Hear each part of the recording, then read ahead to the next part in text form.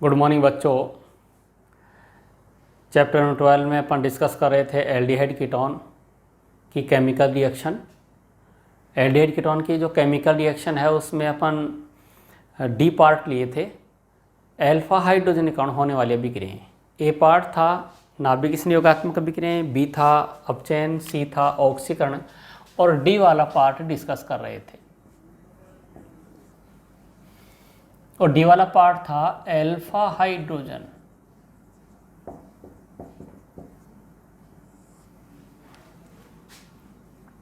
के कारण होने वाली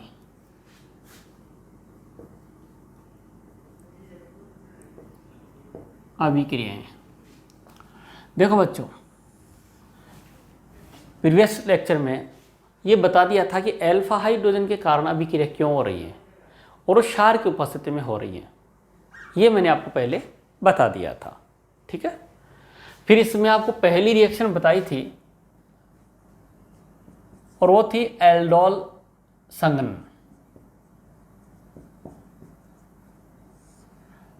एल्डोल अभिक्रिया या एल्डोल संघनन अभिक्रिया।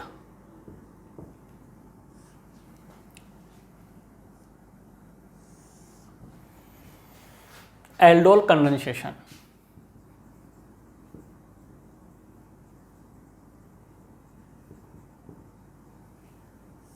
ये था। एल्डोल कंडेंसेशन की बात करें, एल्डोल संघनन की बात करें तो मैंने कहा था कि वे यौगिक जिनके पास में कम से कम एक अल्फा हाइड्रोजन होती है, वे कार्बोनिल यौगिक, वे एल्डिहाइड कीटोन जिनके पास कम से कम एक sp3 अल्फा हाइड्रोजन होती है, तनुसार की उपस्थिति में अभिक्रिया करके बीटा हाइड्रोक्सी कार्बोनिल यौगिक देते हैं। आपको याद हो तो मैंने आपको एक उदाहरण समझाया था, और उदाहरण क्या था? उदाहरण ये था कि ये वाली रिएक्शन, यह डाइल्यूट होता है, डाइल्यूट तनु, और यहां प्रोडक्ट बताया था CH3 OH, ये बताया था, ठीक है। फिर मैंने कहा था कि भाई यहाँ 4 कार्बन है, 1 2 3 4, यहाँ को 2 ही कार्बन नजर आए हैं, मतलब इसके 2 मॉलिक्यूल काम में आते हैं। इसको बोला था अल्फा बीटा, ठीक है, बीटा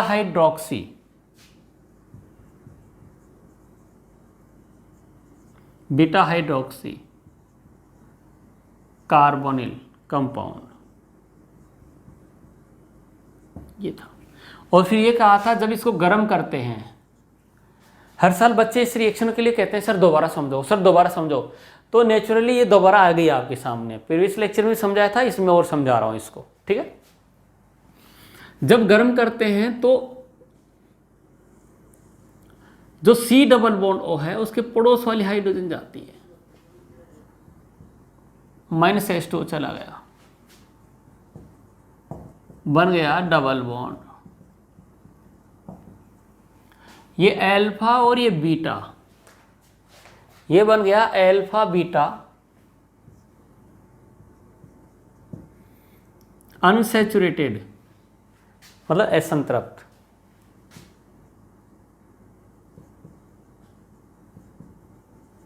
अनसैचुरेटेड कार्बोनाइल कंपाउंड,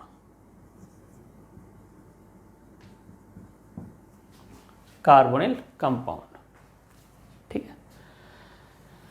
अब इससे ये बनना आसानी से समझ में नहीं आता, ठीक है। एल्डोल संघनन में ये कैसे बना है ये डायरेक्ट समझ में नहीं आता, तो इसके हम क्या लेते हैं, क्रियाविधि।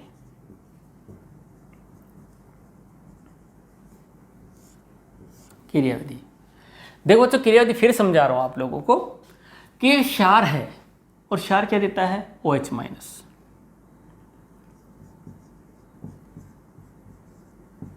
यस। क्षार है क्या देगा, OH-, और मुझे पता है ये हाइड्रोजन अम्लीय व्यवहार प्रदर्शित करती है। जो अल्फा हाइड्रोजन है वो क्या कर रही है भाई, वो अम्लीय व्यवहार प्रदर्शित कर रही है। इस क्षार के साथ कहेगी ओहो आओ जी, और ये वाले इलेक्ट्रॉन आ जाएंगे इस कार्बन के पास। इस कार्बन के पास आएंगे तो ये बन जाएगा CH2 minus, C double bond OH, ठीक है। और यहां से क्या हट गया, -H2। मैकेनिज्म फिर समझ लीजिए, इंपॉर्टेंट है, फिर समझ लीजिए। यह इस पर अटैक किया, इलेक्ट्रॉन यहां आया, ये कार्ब एनियन बन गया, कार्बेनियन। क्या बन गया, कार्बेनियन।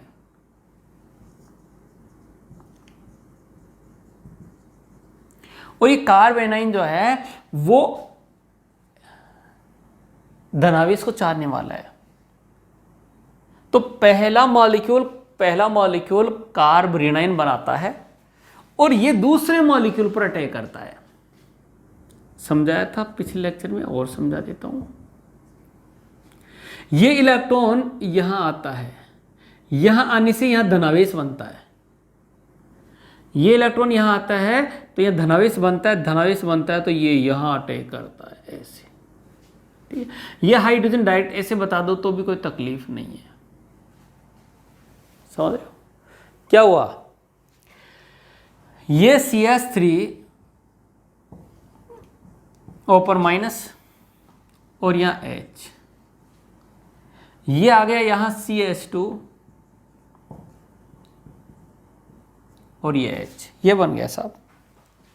अब इसमें नेगेटिव चार्ज है तो ये क्या करता है, ये HOH, मतलब ये वाला जो नेगेटिव है वो इसको इलेक्ट्रॉन देता है, ये यहां आ जाता है, माइनस चला गया OH माइनस। जो क्षार शुरू में आया था OH माइनस वो चला गया अब। और देखो क्या बन गया, CH3 OH CH CH2 COH, दोनों एक ही है। तो इससे बीटा हाइड्रोक्सी कार्बोनिल यौगिक का बनना समझ में आ गया होगा। जैसे ये बन गया भाई, इसको आप करेंगे गर्म, माइनस चला जाएगा H2 और हाइड्रोजन उधर वाली जाएगी जिधर C डबल बॉन्ड O है। ये CH3 CH डबल बॉन्ड और ये COH,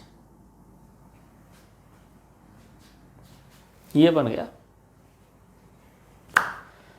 इस तरीके से इसकी मैकेनिज्म होती है।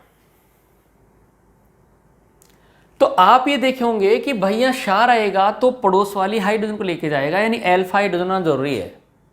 तो मैं ये कह सकता हूं कि वे एल्डिहाइड या कीटोन दोनों को सम्मिलित रूप से कहूंगा कार्बोनिल यौगिक, वे कार्बोनिल यौगिक।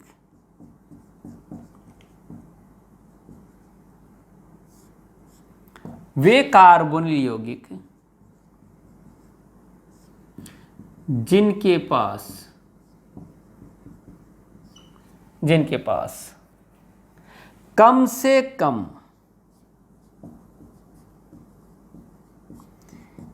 एक sp3 अल्फा हाइड्रोजन होती है। कार्बोनिल यौगिक में एल्डिहाइड भी आ गया, कीटोन भी। वे कार्बोनिल यौगिक जिनके पास कम से कम एक sp3 अल्फा हाइड्रोजन होती है, तनुक्षार के साथ, ये तनुक्षार है डाइल्यूट, तनुक्षार की उपस्थिति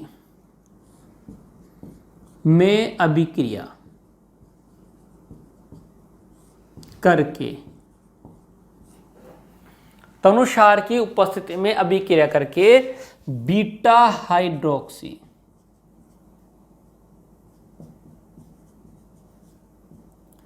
beta hydroxy carbonyl, beta hydroxy carbonyl यौगिक बनाते हैं। ठीक है, इसे एल्डोल, इसे एल्डोल अभिक्रिया कहते हैं। अब समझने वाली बात यह है कि एल्डोल यहां वैज्ञानिक नहीं है। समझने वाली बात यह है कि यहां एल्डोल वैज्ञानिक नहीं है, एल्डोल यहां बनने वाला प्रोडक्ट है, एल्डोल, एल्डोल। तो रिएक्शन का नाम ही पड़ गया एल्डोल। और जब इसको गर्म किया जाता है, बीटा हाइड्रोक्सी गर्म किया जाता है, H2 हटता है, तो यहां डबल बॉन्ड देखो इसके साथ अनुनाद में है, इसलिए ज्यादा स्थायी है, तो बनता है अल्फा बीटा असंतृप्त कार्बन यौगिक।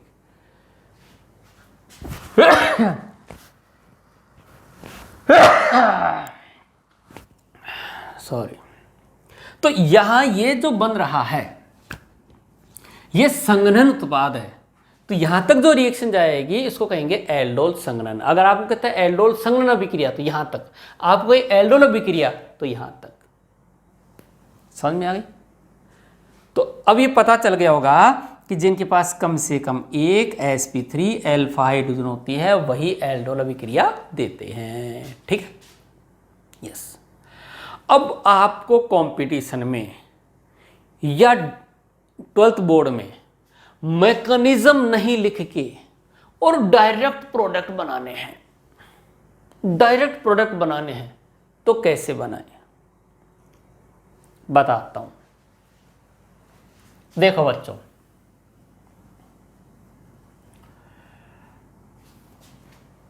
मैं इसको हटाऊंगा यहां से, फिर बताऊंगा इस मैकेनिज्म को यहां से हटाऊंगा, फिर बताऊंगा कि आप डायरेक्ट प्रोडक्ट कैसे बनाएं एग्जाम में।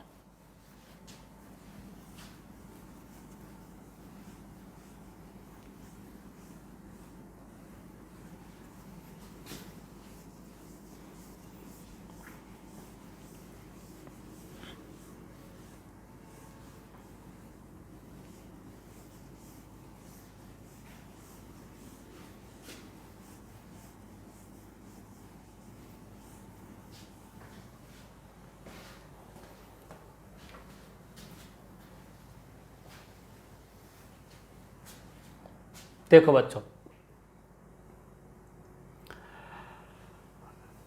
ये दे रखा है और ये डायरेक्ट कैसे बनाएं, क्रियाविधि नहीं है, तो आप क्या करें, इसके दोनों काम में आएंगे। एक अणु देखो,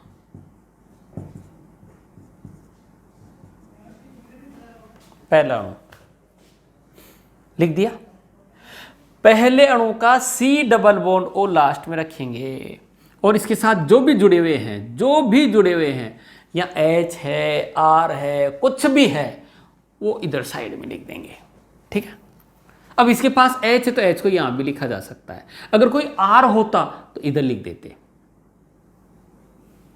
हो गया, मतलब डबल बॉन्ड O को खुला रखना है। इसके बाद देखो, जो अल्फा कार्बन है, जो अल्फा कार्बन है उसको इसके पड़ोस में रखना है। अगर और कोई समूह है तो इधर रख देंगे और यहां रख देंगे हाइड्रोजन। समझ में आ गया? इस टाइप से आप अरेंज करेंगे। C डबल बॉन्ड O को खुला रखेंगे, आप C डबल बॉन्ड O खुला रखेंगे, इसकी अल्फा हाइड्रोजन को नीचे रख देंगे। रख दिया। अब आप क्या करेंगे, यू अल्फा हाइड्रोजन को चल हट, अल्फा हाइड्रोजन हट गई, फिर कहेंगे C डबल बॉन्ड O को टूट जा, टूट गया। आपने यू यू तोड़ दिया, तोड़ दिया, अब यू यू जोड़ दो। देख लो आप, CH3 CH OH, अब दूर पास में लिया, एक ही इससे जुड़ा हुआ है, आप अभी भी ऑक्सीजन से जुड़ा हुआ है, तो दूर था पास में लिया, वो अच्छा लगेगा। आ गया CH2, इसके साथ H थी पहले से, ये देखो जी डायरेक्ट बन गया। ठीक है, और फिर गर्म का सिंबल दे रखा है साहब, गर्म भी करना है तो C डबल बॉन्ड के पड़ोस वाली तरफ से हटा देना, ये बन गया, कोई दिक्कत नहीं है। ये था एल्डोल संघनन अभिक्रिया।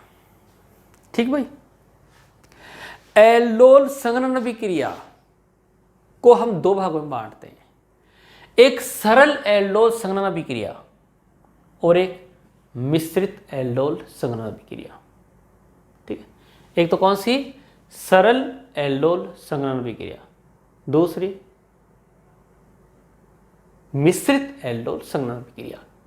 तो मैं पहली आपको बताता हूं क्या, सरल एल्डोल संघनन अभिक्रिया। बच्चों सरल एल्डोल संघनन अभिक्रिया की खास बात यह है कि इसमें, इस अभिक्रिया में भाग लेने वाले अणु एक ही प्रकार के होते हैं, एक ही प्रकार के होते हैं। ठीक है, जब एक ही प्रकार के अल्फा हाइड्रोजन वाले कार्बोनिल अणु एल्डोल संघनन अभिक्रिया में भाग लेते हैं तो इसे सरल एल्डोल संघनन अभिक्रिया कहते हैं, सरल एल्डोल संघनन अभिक्रिया कहते हैं। समझ गए क्या कहते हैं इसको, सरल एल्डोल संघनन अभिक्रिया कहते हैं, एक ही प्रकार के। अब मुझे बताओ कि ये एक एल्डोल संघनन अभिक्रिया है, इसको सरल कहूं कि मिश्रित कहूं? दो अणु आ रहे हैं तो मिश्रित नहीं होगा, दोनों अलग प्रकार के होंगे तो मिश्रित कहूंगा, एक ही प्रकार के हैं तो उसको मैं सरल कहूंगा। समझिए, तो यहां एक ही प्रकार के अणु भाग ले रहे हैं तो इसको मैं सरल एल्डोल संघनन अभिक्रिया कहूंगा। तो ये एक प्रकार की सरल एल्डोल संघनन अभिक्रिया का उदाहरण हो गया। ठीक है जी, अच्छा और पढ़ लेते हैं इसमें।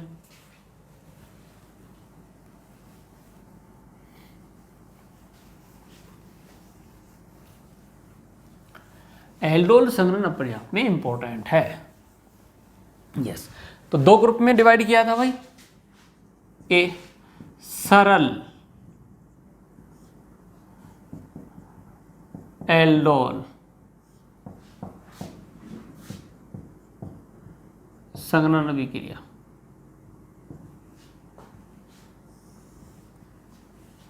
ठीक है, सरल एल्डोल संघनन अभिक्रिया।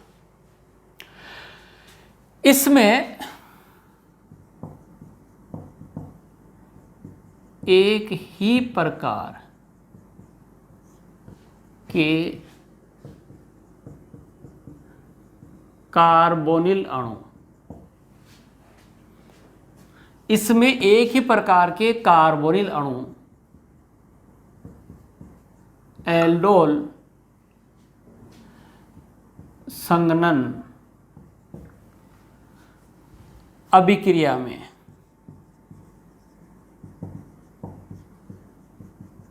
भाग लेते हैं,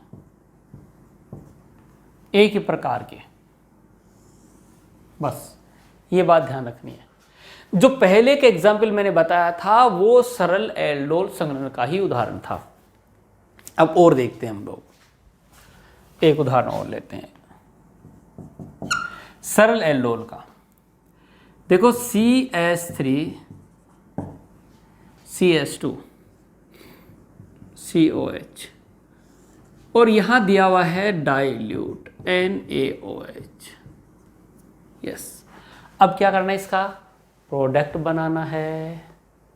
हमें पता है कि भैया डाइल्यूट NaOH है और ये एल्डिहाइड कीटोन है, इसके पास में अल्फा हाइड्रोजन है, ये बीटा है। भाग कौन सी लेगी, कौन सी हाइड्रोजन भाग लेगी, अल्फा हाइड्रोजन।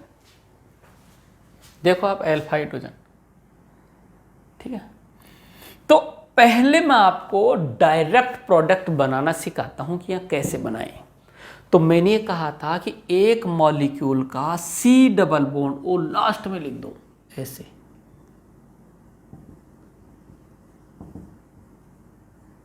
लिख दिया। यस, पहला अणु, दूसरे अणु के अल्फा कार्बन को इसके पड़ोस में रखना है।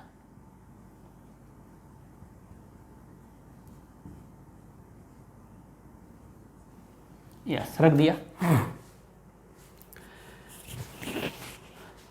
पहला अणु है उसका C डबल बॉन्ड और लास्ट में रखना है, लास्ट में रखना है।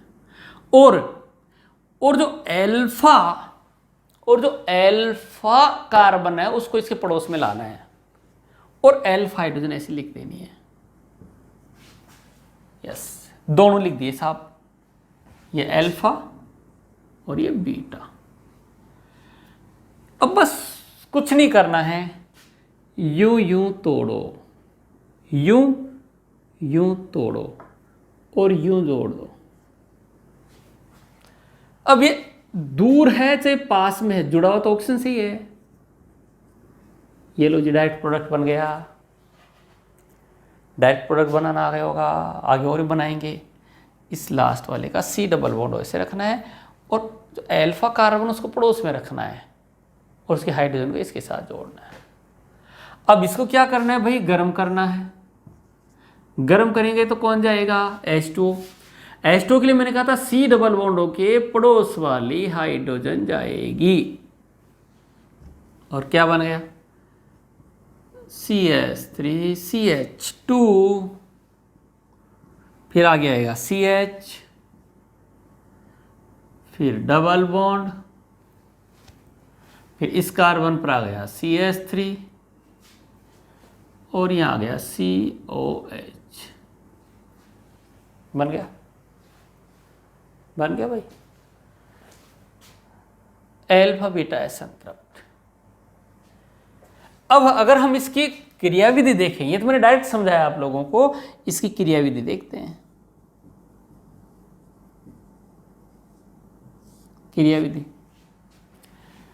क्रियाविधि के लिए देखो आप, सबसे पहले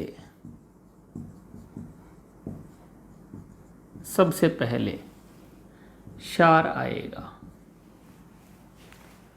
क्षार क्या करेगा, अल्फा हाइड्रोजन को लेगा, ये रही अल्फा हाइड्रोजन, और ये अटैक करेगा इसके ऊपर। उसके ऊपर अटैक किया तो ये इलेक्ट्रॉन कहाँ गए भाई, इसे कार्बन के पास, माइनस चला गया H2। आराम से समझा रहा हूं भैया, और आप भी आराम से समझ लो, वरना फिर लेक्चर को पीछे कर करके देखना पड़ेगा तुम्हारे को, ठीक है। इसलिए ये आया यहां, क्या बन गया, CH3 माइनस CO और ये H, ऐसा हो गया। ये बन गया नाभिक स्नेही। अब ये दूसरे मॉलिक्यूल पर अटैक करेगा, दूसरे मॉलिक्यूल पर, CH3 CH2 C double bond O और H, ठीक है। और ये इलेक्ट्रॉन कहाँ आएगा, इस ऑक्सीजन के पास, और ये वाला अटैक करेगा इसके ऊपर। लिखो आप, इसको तो ऐसा लिख सकते हैं, CH3, आराम से समझा रहा हूं, कार्बन के पास आ गया, इस पर हाइड्रोजन था, ऑक्सीजन पर माइनस आ गया, और ये वाला इस पर अटैक किया है यहां CH, इसके ऊपर एक है CHO और इस पर एक है CH3। नहीं आया समझ। अब ये जो माइनस बना है तो ये क्या करेगा, यहां जो H2 हटा है वापस से H इसको देगा, तो ये इलेक्ट्रॉन मिलेगा इसको, ठीक है। हुआ क्या हो बता देता हूं कि ये जो माइनस है ये वाला आएगा इस हाइड्रोजन के पास और यहां से ये हट जाएगा। माइनस कौन हट गया, OH minus,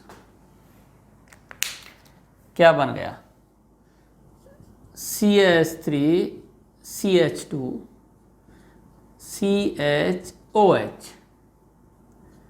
CH CH3 COH। जो आपने डायरेक्ट बनाया था वो इस क्रियाविधि के द्वारा बना है। यहां जो आपने यहां डायरेक्ट बनाया था एक ही स्टेप में जो मैंने सिखाया, यहां इतनी क्रियाविधि के बाद में बन रहा है। अब करेंगे आप इसको गरम करेंगे तो क्या निकलेगा, H2। H2 के लिए बताया कहाँ से जाएगा, यहाँ से OH और यहाँ से H चला गया तो ये क्या बन जाएगा, CH3 CH2 CH double bond CH3 COH। ये संघनन उत्पाद है, सॉरी ये एल्डोल उत्पाद है और ये एल्डोल संघनन उत्पाद है। ठीक है बच्चों, फिर से बोल देता हूं, एल्डोल अभिक्रिया का ये प्रोडक्ट है और एल्डोल संघनन का ये प्रोडक्ट है। इसमें एक ही प्रकार के दो अणु भाग ले रहे हैं, एक ही प्रकार के दोनों भाग ले रहे हैं, तो इसको अपन क्या बोल देते हैं, इसको बोल देते हैं सरल एल्डोल संघनन। क्या बोलते हैं, सरल एल्डोल संघनन। समझ में आ गया। इसमें अपन और प्रैक्टिस करेंगे और उदाहरण लेकर, ठीक है।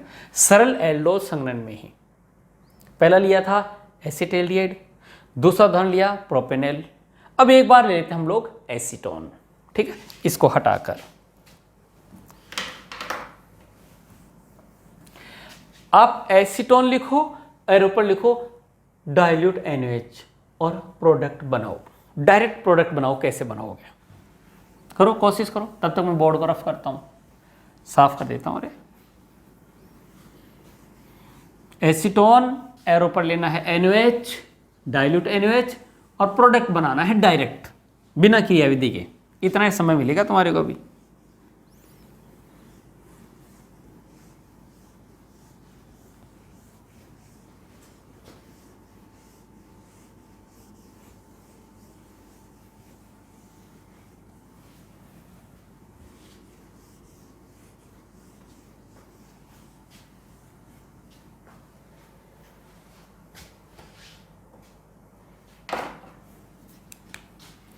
देखो सरल एल्डोल संघनन का नया उदाहरण CH3CO CH3, इसको आप कहते हैं एसीटोन। एरो पर दिया हुआ है डाइल्यूट NaOH। यहां प्रोडक्ट क्या बनेगा, आप बनाओ। यस, कोशिश करो कर ली होंगी कोशिश। मैंने ये कहा था कि यहां दोनों भाग लेते हैं और दोनों एक ही प्रकार के हैं, इसलिए इसको क्या कहूंगा मैं, सरल एल्डोल। यस, अब देखिए आप यहां इसके दोनों काम आ रहे हैं, तो पहले अणु के C डबल बॉन्ड O को ऐसे रखना है, लास्ट में ये CH3 बची हुई संयोजकता है, ये ऐसे रखना है पहले अणु को, तो यानी लास्ट में C डबल बॉन्ड O नजर आए। इसके पड़ोस में अल्फा कार्बन को रखना और उसकी हाइड्रोजन यहां, बाकी आप इधर उधर कहीं भी रखो, उससे कोई मतलब नहीं है। दोनों भाग लेते हैं, एक का C डबल बॉन्ड O खुला रखना है और उसकी अल्फा हाइड्रोजन लेकर आनी है। फिर क्या करना है, यूं ब्रेक करेंगे, यूं तोड़ेंगे और यूं जोड़ेंगे। ऐसा करने से यहां क्या जाएगी, हाइड्रोजन। ये इसका प्रोडक्ट हो गया सब, पास में ले आया। इसको अब आप करेंगे गरम करेंगे तो यहां से OH और C डबल बॉन्डों के पड़ोस वाली हाइड्रोजन चली जाएगी, -H2 बना दीजिए। CH3, ये CH3 double bond CH COCH3, ये इसका एल्डोल उत्पाद है। भले इसमें एल्डिहाइड नहीं है, लेकिन एल्डोल प्रोडक्ट माना जाता है इसको, और ये एल्डोल संघनन प्रोडक्ट माना जाता है। ये आपके पास एसीटोन था, इनके नाम भी लिखने आपको आने चाहिए। IUPAC 1 2 3 4 5 ठीक है। ये क्या है? हाइड्रोक्सी। ये कौन है? मेथिल। पहले क्या बोलेगा? हाइड्रोक्सी। तो क्या कहूँगा? 4 hydroxy, 4 hydroxy, 4 methyl, 4 methyl, pent single bond N, pentane, pentane 2 one, pentane 2 one या 2 पेंटेन। इसमें भी आप कर दोगे। नोमेनक्लेचर आपको सिखाया हुआ है, आप प्रैक्टिस करते रहे। ठीक। तो मैंने एक तो आपको बताया डायरेक्ट। क्या बताया मैंने? डायरेक्ट। डायरेक्ट क्या? प्रोडक्ट। ठीक है। और फिर उसको गर्म करने के बाद बताया ये। सही बात। अब इसकी अपन लेंगे क्रियाविधि। क्या लेंगे बच्चों? क्रियाविधि।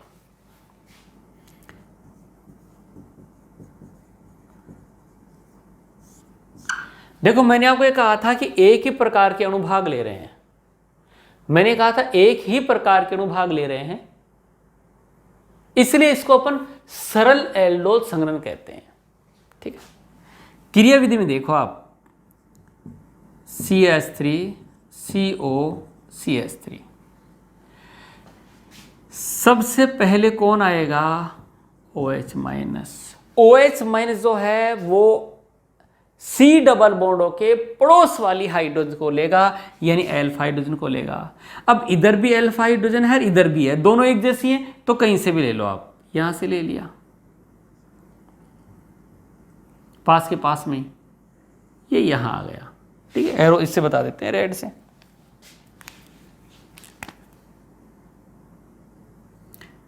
ये यहां आ गया, तो ये इलेक्ट्रॉन इसके पास आ जाएंगे। ऐसा होने से क्या हट गया भाई? -H2O। और ये क्या बन गया? CH3 CO CH2 माइनस बन गया भाई। देखो ये नाभिक स्नेही है,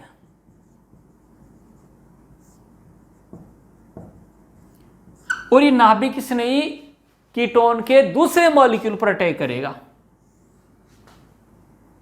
अब उस मॉलिक्यूल में आप कैसे भी रख दो, C double bond O CH3, ऐसे भी रख सकते हो, उसको सीधा भी रख दो, जैसे मन करे वैसे रखो, कोई दिक्कत नहीं है, प्रोडक्ट वही बनना है। जब ये इसके साथ रिएक्शन करेगा तो देखो बच्चों, ये इलेक्ट्रॉन कहाँ आएगा? यहां, और ये वाला इसके साथ आके जुड़ेगा यहां। आपको जोड़ना है यहां CH3 कार्बन, ऊपर आ गया माइनस, ये आ गया CH3। ये मॉलिक्यूल ऐसा हुआ, ये जुड़ रहा है उसके साथ, तो यह आ गया CH2, उसके बाद में C डबल बॉन्ड O, और उसके पड़ोस में आ गया CH3। यस, ऐसा बन गया। अब कौन आएगा भाई? अब आएगा H2O प्लस H2O। मुझे पता है ये इलेक्ट्रॉन इसको मिलेगा और ये इसके पास जाएगा, माइनस कौन हट गया? OH minus. ठीक है। और यहां प्रोडक्ट देखो क्या बन गया? CH3 CH3 CH2 CO CH3 और यहां पर OH। जो मैं डायरेक्ट बनाया था, जो मैं दो अणुओं के मिलाने से डायरेक्ट बनाया था, वो इस क्रियाविधि से देख लो, वही बनाया। CH3 CH3 CH3 CH3 carbon, उस पर OH CH2 C double bond CH3, वही बन रहा है। और वही बना नहीं बना, नाम लिखो, अगर दो यौगिकों के नाम एक ही आ रहे हैं तो दोनों एक ही हो गए, ये हो गया। अब इसको क्या करना है भाई? इसको करना है गर्म। गर्म करेंगे तो मैंने कहा था C डबल बॉन्ड के पड़ोस वाली हाइड्रोजन जाएगी। अगर इधर नहीं होती है तो इधर वाली जाती है भाई, अगर इधर हाइड्रोजन नहीं है तो इधर वाली जाती है और आपको इधर हाइड्रोजन मिल जाएगी, ये चली जाएगी। और ये क्या बन गया,